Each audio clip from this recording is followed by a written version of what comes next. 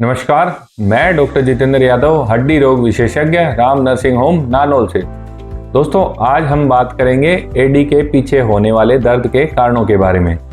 दरअसल एडी के पीछे दर्द होने के मुख्यतः 3-4 कारण हो सकते हैं, जिसमें से एक जो सबसे कॉमन है वो है रेट्रोकैल्केनियल बुर्साइटिस।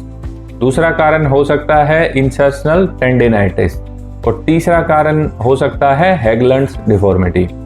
तो जो सबसे कॉमन कारण है जो कि रेट्रोकैल्केनियल बुर्साइटिस, हम बात करेंगे इसके बारे में। दरअसल रेट्रोकैल्केनियल बुर्साइटिस का मतलब होता है, रेट्रो मतलब पीछे और कैल्केनियम मतलब कैल्केनियम बोन और बुर्साइटिस मतलब एक बुर्सा होता है उस बोन के पीछे जो एक स्मूथ ग्लाइडिंग मूवमेंट के लिए हेल्प करता है टेंडन को।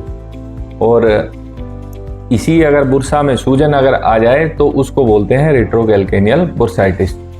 अब इसमें दर्द होने के क्या कारण हो सकते हैं?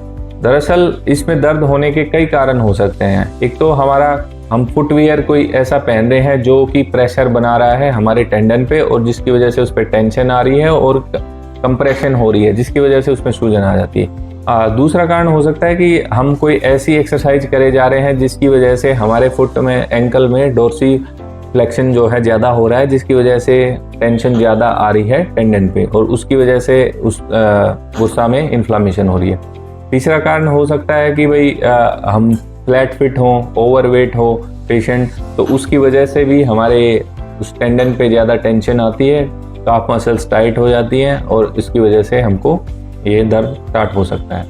अब इसका इलाज क्या है और इसका कैसे पता चले कि मैं इसी समस्या से ग्रसित हूँ?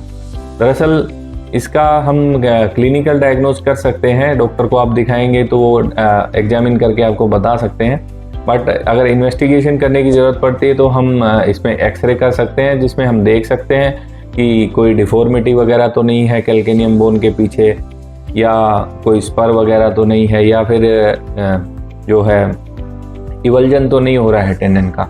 साथ ही साथ यूएसजी और एमआरआई हम कर सकते हैं। यूएसजी में हमको इजीली पता चल सकता है कि बुर्सा में इन्फ्लामेशन है या नहीं है। अब इसका ट्रीटमेंट क्या है? इसका ट्रीटमेंट अगर हम घर पे करना चाह रहे हैं तो सबसे पहले तो हमको अपना फुटवेयर मॉडिफाई करना पड़ेगा। फुटवेयर में हमको जो एडी है थोड़ी सी ऊंची रखनी पड़ेगी। एडी ऊंची रखने से हमको क्या फ़ायदा होगा? दरअसल होता ही है कि जैसे ये हमारा फुट रखा हुआ है तो इससे हमारे टेंडन पे बहुत ज़्यादा टेंशन आ रही है और खिंचाव पड़ता है, और यही अगर हम इसको अगर एडी को थोड़ा सा ऊंचा रख दें तो इसका देखिए टेंशन काफ़ी कम हो जाता है। तो इससे अपने आप ऑटोमेटिकली पेशेंट को सिम्टम्स में रिलीव होना स्टार्ट हो जाएगा। दूसरा, हम आइस एप्लीकेशन करें। आइस एप्लीकेशन से हमारा इन्फ्लामेशन कम होगा, पेन भी कम होगा। तीसरा जो है, अगर हम ओवरवेट हैं तो हमको वेट कम करना चाहिए।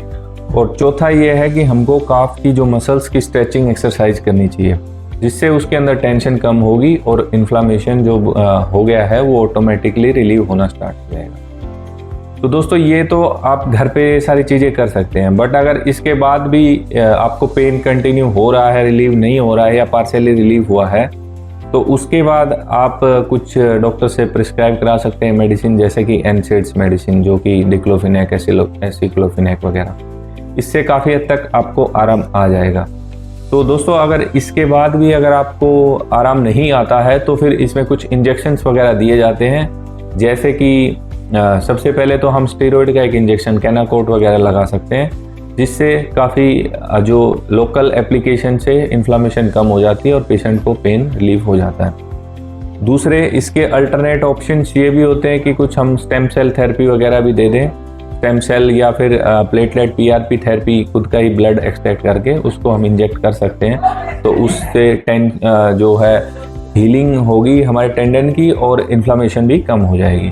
तीसरा, अगर कंडीशन और एडवांस है या फिर इनके बाद भी रिलीफ नहीं हो रही है तो हम प्रोलोथेरेपी कर सकते हैं। उसमें हाइपरटोनिक ग्लूकोज यूज किया जाता है या कुछ और भी कंटेंट होते हैं जो कि उसमें यूज किए जा सकते हैं, जिसकी 2-3 बारी महीने के गैप पे थेरेपी करानी पड़ती है। तो इससे लगभग आपको आराम आ जाएगा।